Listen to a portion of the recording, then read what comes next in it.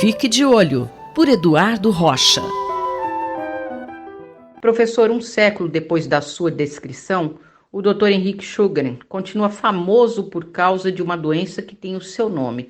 Como foi isso? Há quase um século, o Dr. Henrique Sjögren passou a observar casos de pessoas que apresentavam falta de lágrima, falta de saliva e dores pelo corpo que lembravam reumatismo. Ele nomeou isso ceratoconjuntivite sica, mantendo aquela tradição europeia da época de nomes latinos para tópicos médicos e biológicos. E ele apresentou uma tese caracterizando essa doença, mas sua tese acabou reprovada pela banca, que não viu dados significantes para nomear uma nova condição na época, e ele seguiu a sua vida profissional. Até que o médico australiano, o Dr. Hamilton, em 1940, por aí, pediu licença e traduziu do sueco para o inglês, que passou a ser a linguagem científica consagrada do século XX. E esse trabalho impulsionou uma série de novas pesquisas que confirmaram a visão, a impressão do Dr. Sjögren, e aí passou então a ser conhecida essa doença como Síndrome de Sjögren.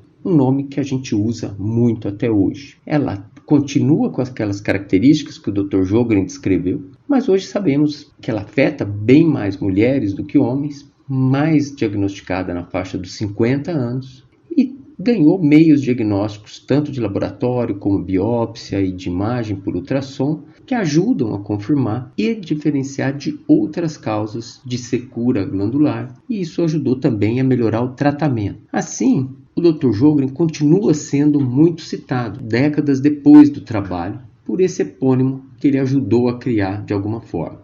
E aí o epônimo, que é esse ato de dar o nome de alguém a uma coisa, a uma estrutura, muito justamente homenageando as observações que ele fez. Então, epônimos também na medicina são nomes de pessoas ou personagens que acabam atribuídos a coisas? Isso funciona? Isso. Os epônimos existem na nossa cultura e resistem aí pela consagração do uso.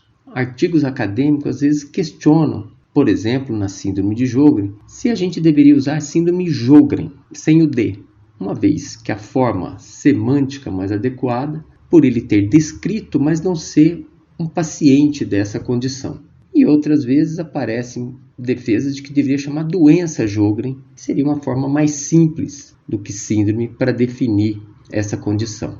Epônimos podem correr o risco de cristalizar um determinado conhecimento, simplificando demais e dificultando que variações alternativas sejam refletidas e consideradas para entender a complexidade do que acontece com cada paciente. Mas, por outro lado, podem também se tornar malditos, por outras questões na biografia desse homenageado, que em paralelo a essa descoberta de um feito médico, científico, tiveram outras condutas históricas reprováveis na sua carreira. E outros epônimos simplesmente caducam, porque a linguagem é dinâmica, o uso consagra muitas vezes termos mais rápidos, mais simples, e novas descobertas acabam às vezes revelando que um fenômeno médico, biológico ou mesmo uma doença precisa ter sua nomenclatura revista, desmembrada, detalhada, e assim põe fim à tradição de um epônimo. Eu, Simone Lemos, ouvi o professor Eduardo Rocha.